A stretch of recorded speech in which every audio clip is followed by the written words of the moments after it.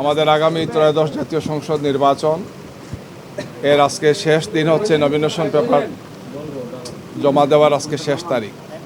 আমরা আমাদের সম্মানিত আমির বাংলাদেশ জামাত ইসলামীর সংগ্রামী আমির ডাক্তার শফিকুর রহমান সাহেবের পক্ষ থেকে আমরা আজকে আসছি ঢাকা 15 আসনে, মিরপুর এবং কাপরুল এই আসনে তার পক্ষ থেকে আমরা এখানে নমিনেশন পেপার করলাম। ডাক্তার শফিকুর রহমান সাহেবের পক্ষ থেকে আপনাদেরকে এবং আপনাদের মাধ্যমে দেশবাসীকে সালাম এবং শুভেচ্ছা।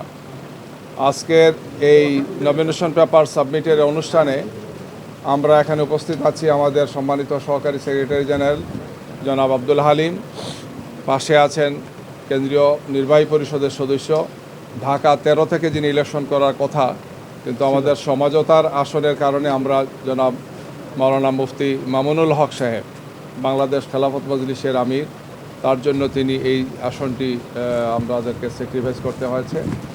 আমাদের এখানে উপস্থিত আছেন আব্দুর রহমান মুসা সাহেব, ঢাকা মহানগর উত্তরের, তিনি আমাদের নায়েবে আমির এবং কেন্দ্রীয় কর্মপরিষদ সদস্য সহ এই আসন পরিচালক তিনি, এবং এই আসনের সদস্য সচিব শাহ আলম ভাই সহ আরও আমাদের নেতৃবৃন্দ অনেকেই আছেন। তো আমরা আপনাদের মাধ্যমে আবারও দেশবাসীকে দোয়া চাই।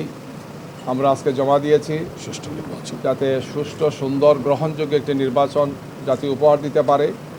আবরার ফাহাদ থেকে আরম্ভ করে শহীদ আবু সাইদ শহীদ সহ সর্বশেষ হাদির শাহাদত সহ এই দেশে যে প্রায় 1,500-এর বেশি ভাই শহীদ হয়েছেন, 30,000-এর বেশি ভাইরা আহত হয়েছেন, পঙ্গু হয়েছেন, চোখ হারিয়েছেন। আমাদের এই জুলাই যোদ্ধা সহ শহীদদের স্মৃতির উদ্দেশ্যে আমরা এটি বলতে চাই যে আগামীর বাংলাদেশ গড়ার জন্য আমরা সবাই কাঁধে কাঁধ মিলে কাজ করবো ইনশাআল্লাহ।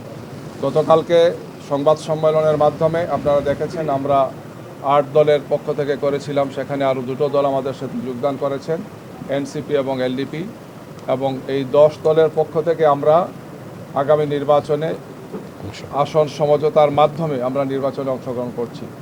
আমরা আশা করব অন্তর্বর্তীকালীন সরকার, নির্বাচন কমিশন, তারা সবাই মিলে আমরা যাতে একটি লেভেল প্লেইং ফিল্ডটা নিশ্চিত করি। আমরা মনে করছি যে এখনও এক্ষেত্রে অনেক বেশি কাজ করার সুযোগ আছে।